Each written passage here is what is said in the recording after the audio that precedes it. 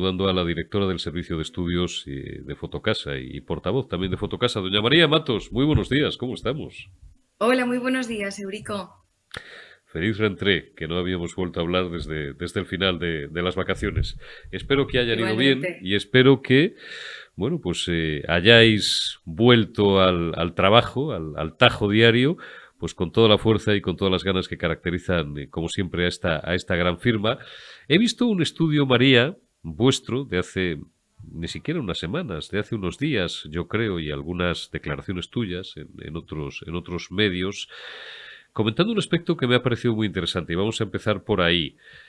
¿En qué forma la retirada de parte de la oferta había influido en lo que los economistas llaman tensionar los precios? Al final es que los precios suben en las dos grandes ciudades españolas, en la capital, en Madrid y también en Barcelona, mientras que el número de compraventas en el resto de España y de grandes ciudades de España se había reducido como promedio en más de un 14%, en un 14,5%. ¿Esto a qué es debido?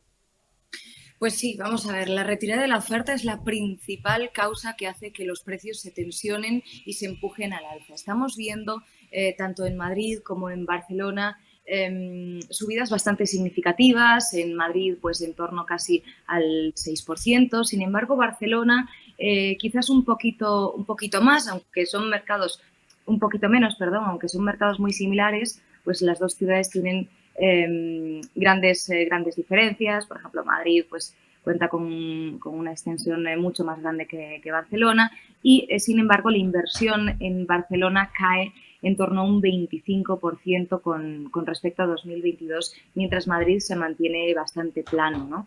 Entonces, también es verdad que esas cifras de participación de demanda, no solo en Barcelona, sino en todo Cataluña, muestran un descenso de la demanda de un punto porcentual y en el mercado madrileño, sin embargo, también se mantiene estable. ¿Qué quiere decir esto? Bueno, pues que en Madrid la demanda de compra todavía sigue muy fuerte, muy dinámica, mientras que en Barcelona, por ejemplo, estamos perdiendo demanda. Por un lado, esa demanda de compra es normal que el bolsillo de los ciudadanos se haya visto mermado por las subidas de los tipos de interés y, por otro lado, vemos como también la actividad del mercado de inversión deja de un lado a Barcelona para trasladarse pues a mercados que ellos consideran más seguros, como por ejemplo Madrid. Eso hace Uh que, -huh. si la demanda es más fuerte que en una ciudad que otra, pues se tensionen los precios mucho más, como estamos viendo. En Barcelona están subiendo en torno a un 3% y en Madrid en torno a un 6%. Una tensión que no solamente de precios o una subida, vamos, si queréis que sigamos hablando en plata, que no solamente afecta al mercado de compras, sino también al de alquiler, y es lógico pensarlo, ¿no? Hemos dicho hasta la saciedad, sin afán de entrar en política en este espacio en concreto de nuestras emisiones diarias, pero hemos repetido hasta la saciedad que cualquier intervención pública, por no aludir directamente a la ley de alquileres y este tipo de cosas, que venían sobre todo de una facción del gobierno, ni siquiera de la totalidad del gobierno que tampoco la veía al 100% con buenos ojos, pero esa voluntad de intervenir en la fijación de precios en un mercado libre siempre conduce a la catástrofe. En este caso, pues lejos de bajar los precios del alquiler, los precios promedio, en lo que llaman ellos también las zonas tensionadas, pues lo que hace es subirlas, porque es un hecho constatado, María, que hay muchos propietarios que antes tenían un piso, dos pisos, un apartamento, dos en alquiler, que lógicamente habrán decidido retirarlos del mercado, ¿no? Exactamente, lo que estamos viendo es cómo cada vez tenemos menos vivienda disponible en el mercado del arrendamiento y ese es la mayor lacra que podemos tener en un mercado para que pueda desenvolverse de manera sana. Eso es lo que está haciendo ya desde hace un año, porque recordemos que, aunque la ley de vivienda entró en vigor hace 3 escasos meses, Sí, los rumores de aprobación llevamos mm, con esta ley casi un dos año. años. Por lo Oh, tanto, oh, eso genera una serie de incertidumbre en el mercado, un cambio de normativa que no está consensuado con los propietarios privados particulares, que son quienes conforman la mayoría del mercado, y digo la mayoría y me refiero a más del 90%. Por lo tanto, cuando no se tiene la aprobación o una ley no está pactada con con quien es la otra parte fundamental del mercado, ¿no? Porque recordemos que el alquiler está formado por inquilinos, que son esos colectivos vulnerables a quienes hay que proteger, y también por propietarios a quienes hay que ofrecer seguridad jurídica, ya que es de ellos de quien depende el volumen de nuestro mercado de alquiler, Claro. porque hoy por hoy la administración no tiene la capacidad, no tiene el músculo para poder ampliar o al menos lo que estamos viendo en las últimas medidas en política de vivienda es que no tienen la capacidad de ampliar y fomentar en nuestro parque de alquiler. Por lo tanto, cuanta menos oferta, y lo que estamos viendo es que bueno, muchos propietarios están intentando escapar de manera, eso sí, legal, luego ya la moralidad que la juzguen otros, de las redes, por decirlo así, de la ley de vivienda, y están pues pasando esas viviendas residenciales del mercado normal, tal y como lo conocemos, al mercado turístico. Eso lo que hace es contraer todavía más la oferta. También muchos de ellos han aprovechado los últimos años para vender esas viviendas, un momento en el que se vendía de manera muy, muy fácil, y otros también pues deciden mantenerlas vacías a la espera de que, de que vean cómo se aplica esa normativa, por ejemplo, en Cataluña, que ha sido la primera comunidad en decir sí, nosotros vamos a aplicar la ley, pues ahora han, por ejemplo, rebajado el número de consideración para saber si eres un gran tenedor o no, pero sin embargo otras comunidades como por ejemplo Baleares, Madrid, Andalucía, Galicia, País Vasco han denunciado la ley ante el Tribunal Constitucional, y por lo tanto esto también genera todavía más incertidumbre en el mercado para los propietarios particulares que no saben a qué normas atenerse, ¿no? Entonces, bueno, el mercado está en una situación bastante complicada, muy difícil por la subida de los precios, y lo que vemos es cómo está afectando sobre todo a los colectivos más vulnerables, de rentas más bajas, porque al final, aunque los objetivos de esta ley sean pues proteger a los inquilinos y darles más derechos, al final quienes están pagando pues todas estas problemáticas son los inquilinos, nuestros jóvenes más que nada. Está claro. La subida en el último año y medio de los tipos de interés, tenemos un Euribor que ahora mismo frisa o ronda más o menos el 4%, o el 3,8%, ¿no? No recuerdo exactamente Ya ha sobrepasado el último 4, dato, sí.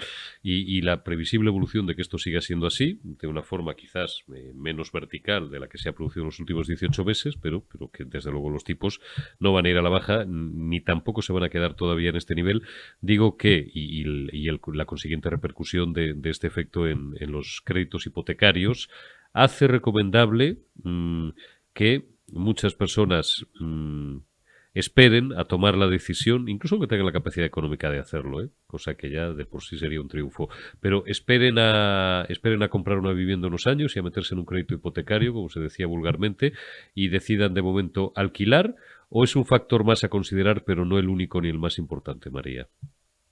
Pues de momento todavía no estamos viendo una traslación de esa compra frustrada, es decir, que ya no le dan los números, están decidiendo posponer ese proceso de compra hasta dentro de 2 años, cuando los tipos vuelvan a estar más o menos estables, pero todavía no estamos viendo cómo se están empezando a refugiar en el alquiler. De hecho, estamos viendo que el alquiler está perdiendo demanda, y eso es lo que nos hace pensar, bueno, y también lo tenemos constatado con datos, que la demanda sigue muy, muy intensa a pesar de la subida de los tipos de interés. ¿Qué pasa? Bueno, pues simplemente es que está cambiando el perfil del comprador. Cuando antes eran familias, por decirlo así, que querían pues una segunda residencia, mejorar su vivienda actual con una vivienda nueva, ahora estamos viendo cómo se erige este perfil mucho más especializado, que tiene mucha más expertise en el mercado inmobiliario, un pequeño ahorrador, un gran inversor que está poniendo el foco en el ladrillo como valor refugio frente a toda esta incertidumbre económica, que por cierto no sabemos si mañana seguirán subiendo o no los tipos. Yo creo que es la reunión más de más incertidumbre que tenemos, que no sabemos si sí o si no esta vez. Siempre había estado claro, pero hasta ahora no se sabe si va a haber un parón. Bueno, puede haber un parón, pero la evolución está clara. Oye, una última y muy rápida, la típica, antes de despedirte, María.